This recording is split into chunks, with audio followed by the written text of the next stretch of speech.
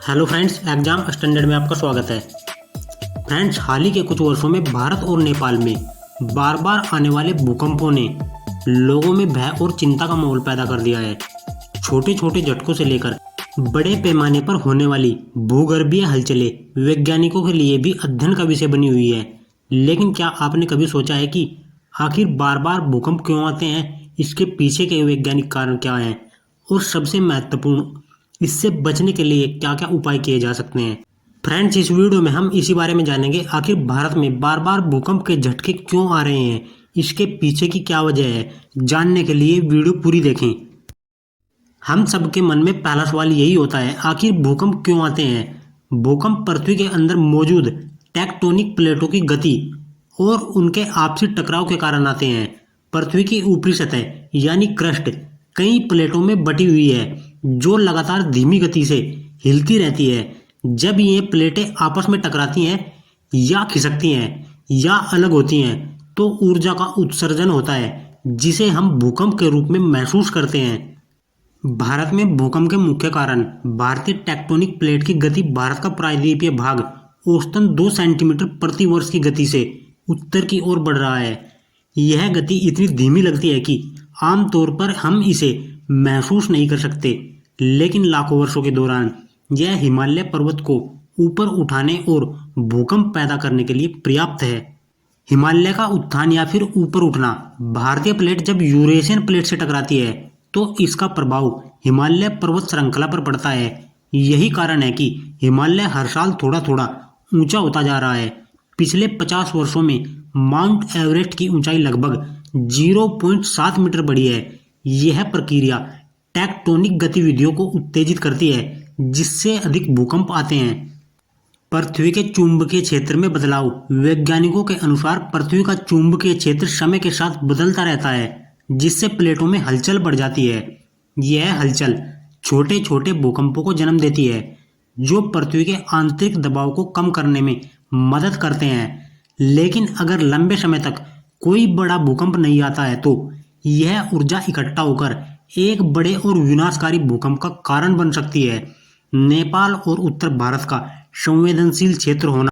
नेपाल और भारत का उत्तर पूर्वी भाग भूकंप के लिहाज से सबसे अधिक संवेदनशील क्षेत्रों में आता है। वर्ष 1934 में बिहार में आए विनाशकारी भूकंप ने भारी तबाही मचाई थी। हाल के वर्षों में भी नेपाल में कई बड़े भूकंप आ चुके हैं जिनकी तीव्रता 5 से 7 रिएक्टर स्केल तक रही है। भारत के किन क्षेत्रों में सबसे ज्यादा खतरा है। भूकंप से प्रभावित होने वाले क्षेत्रों को उनकी संवेदनशीलता के आधार पर अलग अलग जोनों में बांटा गया है।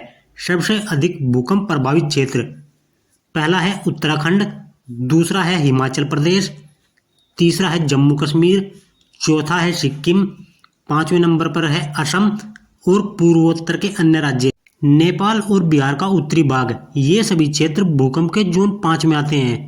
यह जोन सबसे खतरनाक भूकंपों के लिए जाना जाता है। भूकंप के लिहाज से भारत के मध्यम जोखिम वाले क्षेत्र, इनमें पहला है दिल्ली एनसीआर, दूसरा है पश्चिम बंगाल, तीसरा है उत्तर प्रदेश, चौथा है गुजरात, 5वां है महाराष्ट्र।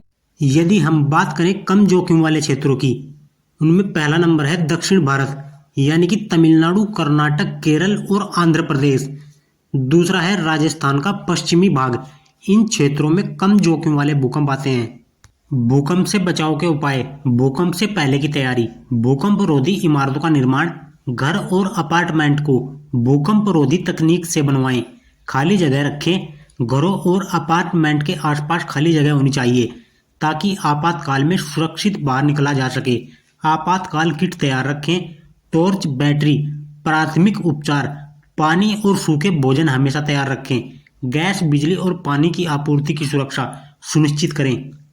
भारत और नेपाल में भूकंप आना कोई नई बात नहीं है, लेकिन हाल ही के वर्षों में इनकी तीव्रता और आवृत्ति में वृद्धि देखी गई है। इसके पीछे प्रमुख कारण भारतीय टेक्टोनिक प्लेट की गति, हिमालय का बढ़ना और पृथ्वी के चुंबकीय क्षेत्र में बदलाव है।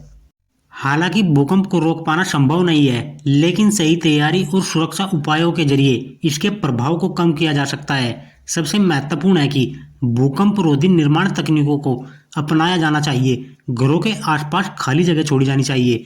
लोगों को जागरूक किया जाना चाहिए। भूकंप प्राकृतिक आपदाओं में से एक है, लेकिन सही योजना और सतर्कता से इससे होने वाले नुकसान को कम किया जा सकता है। सतर्क रहें, सुरक्षित रहें। तो फ्रेंड्स, इस वीडियो में हमने जाना भारत में हाल ही के समय में भूकंप के झटके काफी तेजी से बढ़ रहे हैं।